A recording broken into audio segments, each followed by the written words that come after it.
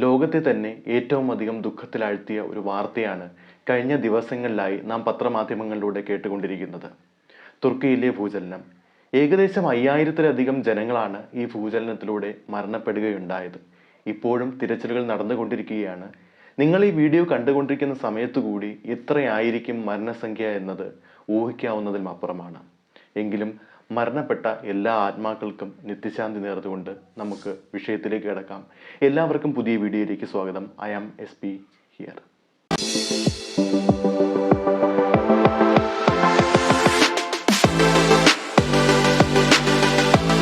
7.8% തുർക്കിയിലുണ്ടായ ഭൂകമ്പത്തിന്റെ തീവ്രത എന്നത്.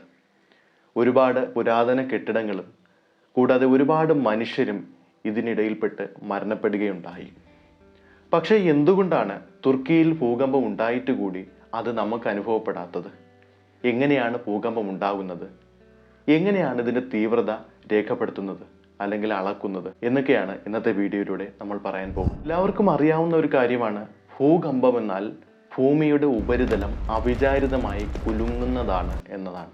1831 BC ചൈനയിലെ ഷാൻഡോങ്ങിലാണ് ഭൂകമ്പങ്ങൾ നടന്നിട്ടുണ്ട് എന്നതിനുള്ള തെളിവുകൾ ആദ്യമായി ലഭിക്കുന്നത്.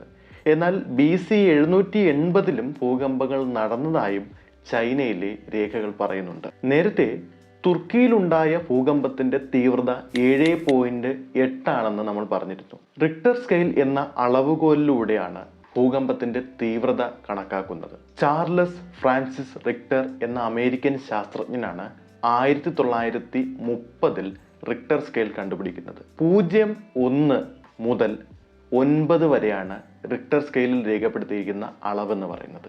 ഇതിൽ 3-ൽ താഴെയുള്ള അളവുകൾ, ആ അളവിൽ രേഖപ്പെടുത്തിയിട്ടുള്ള ഭൂകമ്പങ്ങൾ ഒന്നും തന്നെ വലിയ നാശനഷ്ടങ്ങൾ സൃഷ്ടിക്കുന്ന ഒന്നല്ല. മറ്റൊരു കാര്യം പറയുകയാണെങ്കിൽ, ഭൂമിയുടെ ഉത്ഭവകാലത്ത് ഇതൊരു കത്തി ജ്വലിച്ചുകൊണ്ടിരിക്കുന്ന ഗോളമായിരുന്നു എന്ന് നമുക്കറിയാവുന്ന ഒരു കാര്യമാണ്.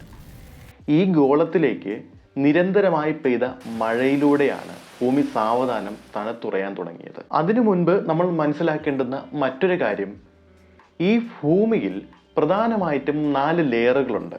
ഒന്നാമത്തേത് ക്രസ്റ്റ് അല്ലെങ്കിൽ അതിൻ്റെ പുറം തോടെന്നറിയപ്പെടുന്നു. രണ്ടാമത്തേത് മാൻഡിൽ, മൂന്നാമത്തേത് കോർ. കോറിൽ തന്നെ ഉള്ള 2 കാറ്റഗറിയാണ് ഇന്നർ കോറും ഔട്ടർ കോറും. അപ്പോൾ ഈ ഭൂമി സാവധാനം തണുത്തുകൊണ്ടിരുന്ന സമയത്ത് ആദ്യം തണുത്തത് ഭൂമിയുടെ പുറംതോട് അല്ലെങ്കിൽ അതിൻ്റെ ക്രസ്റ്റ് അല്ലെങ്കിൽ അതിൻ്റെ ഭൂവൽക്കം എന്നൊക്കെ പറയും, അവിടെയാണ്. അപ്പോൾ ഈ ഒരു സമയത്ത് തന്നെ ഈ ഭൂവൽക്കത്തിൻ്റെ പല ഭാഗങ്ങളിലും വളരെ ആഴത്തിലുള്ള പൊട്ടലുകളുണ്ടായി.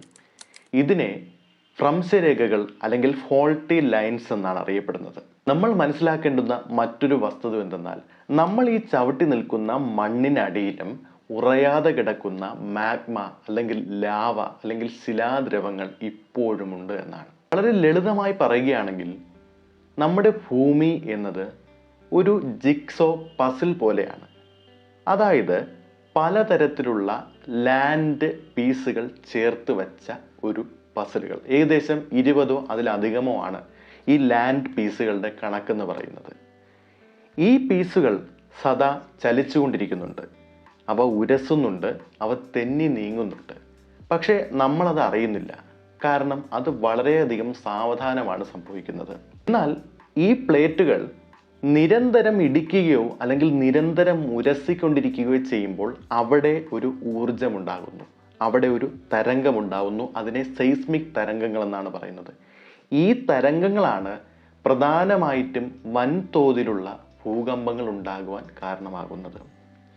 സെയ്സ്മോഗ്രാഫ് എന്ന ഒരു ഉപകരണമാണ് ഈ സെയ്സ്മിക് തരംഗങ്ങളുടെ തീവ്രത അളക്കുവാനായി ഉപയോഗിക്കുന്നത്. ഭൂകമ്പം ഉണ്ടാകുന്ന ഉറവിടത്തെ ഹൈപ്പോ സെന്റർ എന്നും ഇത് വ്യാപിക്കുന്ന സ്ഥലത്തെ എപ്പി സെന്റർ എന്നുമാണ് അറിയപ്പെടുന്നത്. പ്രധാനമായും 3 തരത്തിലാണ് ഭൂകമ്പങ്ങൾ ഉണ്ടാകുന്നത്, അല്ലെങ്കിൽ 3 തരം കാരണങ്ങൾ കൊണ്ടാണ് ഭൂകമ്പങ്ങൾ സംഭവിക്കുന്നത്. ഒന്നാമത്തേത്, നമ്മൾ നേരത്തെ പറഞ്ഞ ഭൂമിയുടെ ഉപരിതലത്തിലുള്ള ഈ പ്ലേറ്റുകളെ ടെക്ടോണിക് പ്ലേറ്റ് എന്നാണ് അറിയപ്പെടുന്നത്.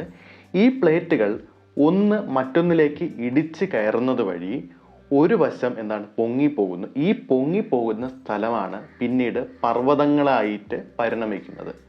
അത് ഒരു ഒന്നാമത്തെ കാറ്റഗറിയാണ്, അല്ലെങ്കിൽ ഒന്നാമത്തെ തരമാണ്. ഇതിനെ കൺവേർജന്റ് ബൗണ്ടറി എന്നാണ് അറിയപ്പെടുന്നത്. രണ്ടാമത്തേത് ഡൈവേർജന്റ് ബൗണ്ടറി. ഇവിടെ രണ്ട് പ്ലേറ്റുകൾ പരസ്പരം അകന്നു പോകുന്നു. അകന്നു പോകുകയും ഇതിനിടയിൽ ഒരു എംപ്റ്റി സ്പേസ് ഉണ്ടാവുകയും ചെയ്യുന്നു. ഈ സ്പേസ് ആണ് പിന്നീട് ജലാശയങ്ങളായിട്ട് മാറപ്പെടുന്നത്. രണ്ടാമത്തേതാണ് ട്രാൻസ്ഫോം ഫോൾട്ട്. അതായത് രണ്ട് പ്ലേറ്റുകൾ പരസ്പരം തെന്നി നീങ്ങുന്നതിനെയാണ് ട്രാൻസ്ഫോം ഫോൾട്ട് എന്നറിയപ്പെടുന്നത്. തുർക്കിക്ക് താഴെയുള്ള ഫലകങ്ങളിൽ ഒന്ന്, അല്ലെങ്കിൽ പ്ലേറ്റുകളിൽ ഒന്ന് കിഴക്കോട്ടും ഒന്ന് പടിഞ്ഞാറോട്ടും നീങ്ങിയതിൻ്റെ ഫലമായാണ് അവിടെ ഭൂകമ്പം ഉണ്ടായത്. നമ്മൾ മനസ്സിലാക്കേണ്ടുന്ന ഒരു കാര്യം, തുർക്കിയിൽ ആദ്യമായല്ല ഈ ഒരു സ്ഥലത്ത് ഭൂകമ്പം ഉണ്ടാകുന്നത്. നൂറ്റാണ്ടുകൾക്ക് മുമ്പ് തന്നെ തുർക്കിയുടെ അടിവശത്ത് ഭ്രംശരേഖകൾ അല്ലെങ്കിൽ ഫോൾട്ടി ലൈൻസ് ഉണ്ട്. തുർക്കിയിലെ ഈസ്റ്റ് അനറ്റേലിയൻ എന്ന ഈ സ്ഥലം ഭൂകമ്പം ഉണ്ടാവാൻ സാധ്യതയുള്ള ഒരു സ്ഥലമാണ്. അതുപോലെ മുൻപ് അവിടെ ഭൂകമ്പം ഉണ്ടായിട്ടുമുണ്ട്. 2020 ജനുവരിയിലും 1999 ഇവിടെ ഭൂകമ്പങ്ങൾ ഉണ്ടായിട്ടുണ്ട്. 99 ഉണ്ടായ ഭൂകമ്പത്തിൽ ഏകദേശം 18,000 പേരാണ് മരണമടഞ്ഞത്. എന്തായാലും ഇന്നത്തെ വീഡിയോയിലെ വിശേഷങ്ങൾ ഇവിടം കൊണ്ട് അവസാനിക്കുകയാണ്. ചാനൽ ഇഷ്ടമായാൽ മറ്റുള്ളവരിലേക്ക് ഷെയർ ചെയ്യുക. നിങ്ങളുടെ അഭിപ്രായങ്ങളും നിർദ്ദേശങ്ങളും കമൻറ്റുകളായി രേഖപ്പെടുത്തുക. അപ്പോൾ ഒരു പുതിയ വീഡിയോയുമായി